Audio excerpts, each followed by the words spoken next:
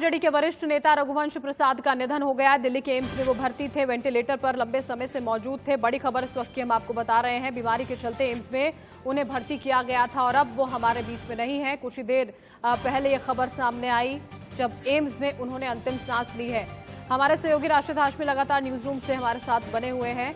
राशिद, युवा अवस्था से ही उन्होंने जन आंदोलनों में हिस्सा लेना शुरू किया था और उसी के साथ साथ राजनीति की एक ऐसी राह पकड़ी और एक ऐसा रास्ता तय किया जिस पर शायद आज कल की अगर पीढ़ी की बात करें या राजनेताओं की बात करें तो उस पर चलना शायद उतना मुमकिन ना हो।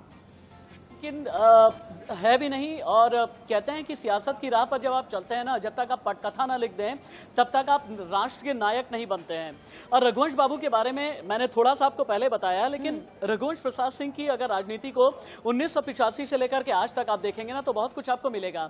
1985 में जब कर्पूरी ठाकुर का निधन हुआ उसके बाद से क्या था कि लालू प्रसाद यादव ये चाह रहे थे कि कर्पूरी ठाकुर के जूते में अपना पांव रखना, यानी उस कद का नेता बनना। रघुवंश बाबू ने पूरी तरह से साथ दिया।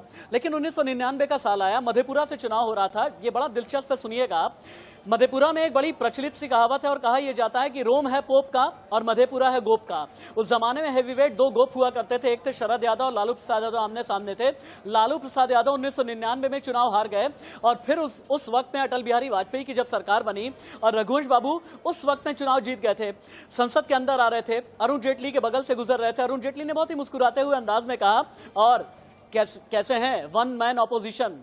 और जानते हैं अगले दिन तमाम अखबारों की सुर्खियां थी वन मैन ऑपोजिशन। और वन मैन ऑपोजिशन रहते हुए संसद में विधायी मुद्दों को जिस तरीके से उठाया। और एक बात और कहनी बहुत जरूरी है, जब यूपीए की 2004 में पहली बार सरकार बनी तो फिर एक आपको याद होगा एक एनएसी हुआ करती थी, नेशनल एडवाइजरी कमेटी। एनएसी ने बहुत बड़ी चीज कही कि क्यों ना रोजगार गारंटी स्कीम दी जाए इस देश को। लेकिन फिर उसके बाद श्रम मंत्रालय को कह दिया गया कि आप इसके लिए एक कानून बनाएं। श्रम मंत्रालय ने हाथ खड़े कर दिए, ग्रामीण विकास मंत्रालय के पास में आया। मनरेगा तब जाकर के बना और मनरेगा को एग्जीक्यूट किया गया तब, जबकि पी चिदम्बरम जैसे हेवीवेट, प्रणब मुखर्जी जैसे हेवीवेट लगातार मुखालफत कर रहे थे कि यूपीए सरकार पर बहुत ज्यादा बोझ आ जाएगा। लेकिन रघुवंश बाबू ने इसकी चिंता नहीं की। एक सोशलिस्ट नेता थे, किसानों के नेता थे और उन्हें अपना फैसला लेना आता था। जी बिल्कुल, राशिद आप बने रहिएगा हमारे साथ, और भी जानकारी हम आप से यहाँ पर लेंगे कि किस तरह से एक बड़े कद का नेता जो अब हमारे बीच में नहीं है और किस तरह से एक ऐसा रिक्त स्थान छोड़कर वो चले गए हैं जो शायद कभी भी भरा नहीं जा सकेगा। किस तरह की